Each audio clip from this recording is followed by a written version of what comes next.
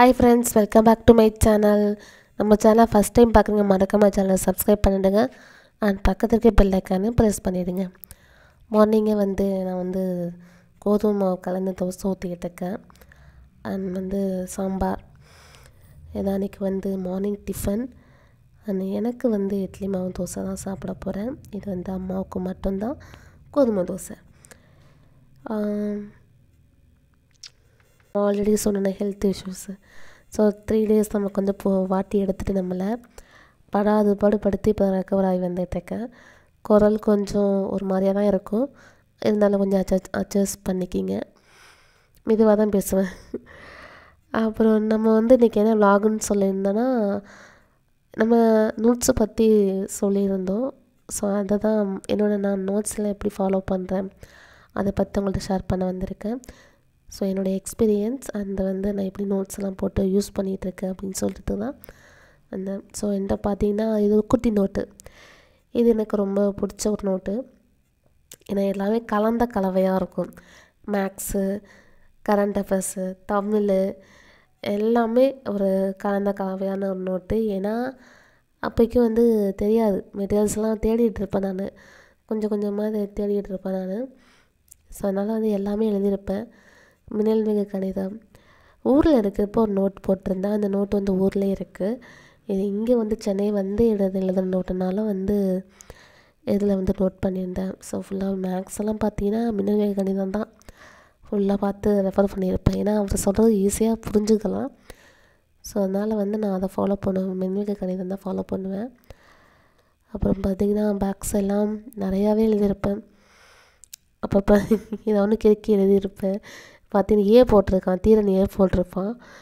தீரனும் நிறையா எழுதியிருப்பான். ஏபிசிடி பின்னெல்லாம் அவனுக்கு சொல்லிக் கொடுக்கணும்னு சொல்லி நிறையா எழுதியிருப்பான். அப்புறம் ஃபஸ்ட் பேஜ்லேயே பார்த்திங்கன்னா கோஆப்ரேட்டிவ் சொசைட்டி இருக்கும். டிகோப் முடிச்சிருக்கனால கோஆப்ரேட்டிவ் எக்ஸாமுக்கு ப்ரிப்பேர் பண்ணியிருந்தேன். பட் நமக்கு எக்ஸாமும் அட்டன் பண்ணேன், பட் எதுவுமே இல்லை. ஸோ இருந்தாலும் அடுத்த வாட்டி ட்ரை பண்ணலாம் அப்படின்னு தான் இருக்கேன். ஸோ டைம் டேபிள் போட்டேன். ஃபஸ்ட் டைம் டேபிள் போட்டோம்லாம் ஃபாலோ பண்ண முடியாது, அதுக்கப்புறம் ஃபாலோ பண்ண ஆரம்பிச்சிட்டேன். ஸோ இது மாதிரி தான் பகடை இது மாதிரி நிறையாவே பண்ணியிருப்பேன்.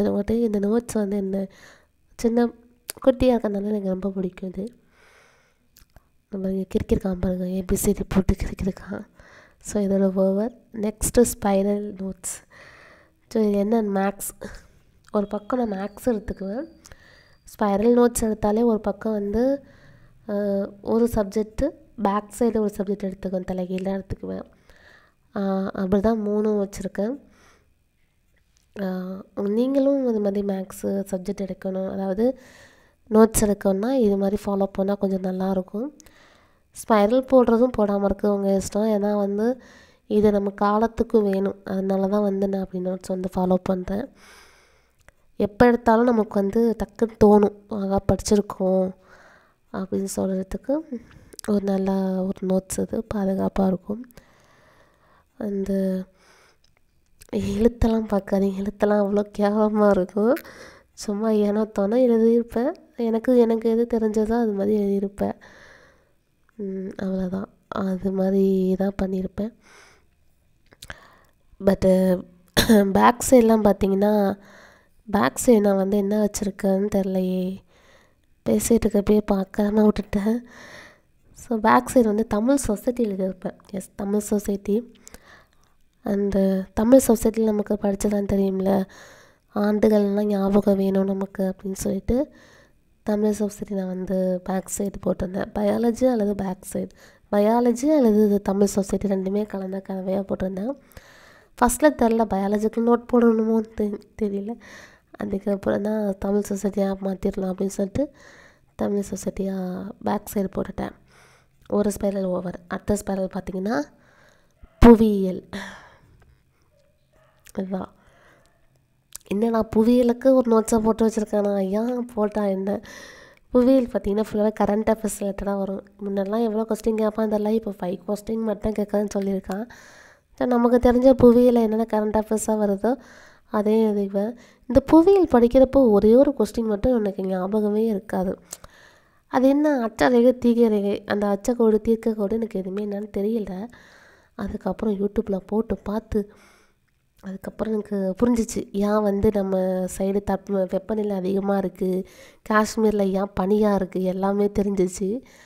நெக்ஸ்ட் ஸ்பைரல் வந்து ஐஎன்எம், அதாவது பேக் சைடு, அந்த ஸ்பைரலே பேக் சைடு வந்து நான் ஐஎன்எம் எழுதியிருப்பேன். இந்திய தேசிய இயக்கம். இதில் பாதி கண்டென்ட்டே நம்ம தமிழ் சொசைட்டியில் வந்துடும். பாதி சப்ஜெக்ட் எல்லாமே எல்லா யூனிட்டும் கொஞ்சம் கவர் ஆகிடும். அதனால் இதுவும் ஐஎன்எம் படிக்கிறதும் கொஞ்சம் ஈஸியாக தான் இருக்கும். ஏன்னா ஃபுல்லாகவே இதாகும். இதிலே கொஞ்சம் ஆண்டுகள்லாம் ஞாபகம் இருக்கணும், நீதி கட்சியெல்லாம் கொஞ்சம் ஞாபகம் வச்சுக்கணும். அதுதான் ஒன்று. அடுத்த ஸ்பைரல் வந்து பார்த்திங்கன்னா இந்தியன் பாலிட்டி. இந்தியன் பாலிட்டி கண்டிப்பாக ஒரு நோட்ஸ் போட்டு தான் ஆகணும். ஏன்னா ஆர்டிகல்ஸ் வரும், அப்புறம் வந்து சட்ட திருத்த மசோதா வரும். இந்தியன் பாலிட்டி பற்றி ஆல்ரெடி உங்களுக்கு ஏற்கனவே நான் வந்து வீடியோ போட்டிருக்கேன் நிறையா வாட்டி.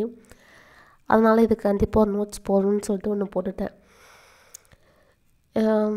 படித்தது அதான், அதாவது இந்திய தேசம் கொடி, நம்ம மூவர்ண கொடி எப்போ ஏற்றுக்கொள்ளப்பட்டது, எப்போ வந்து நடைமுறைக்கு வந்தது, இந்திய அரசுலையும் இப்போ தினம் ஏன் கொண்டாடுறாங்க, எல்லா விஷயமும் வந்து மென்ஷன் பண்ணி எல்லாம் போட்டிருப்பேன்.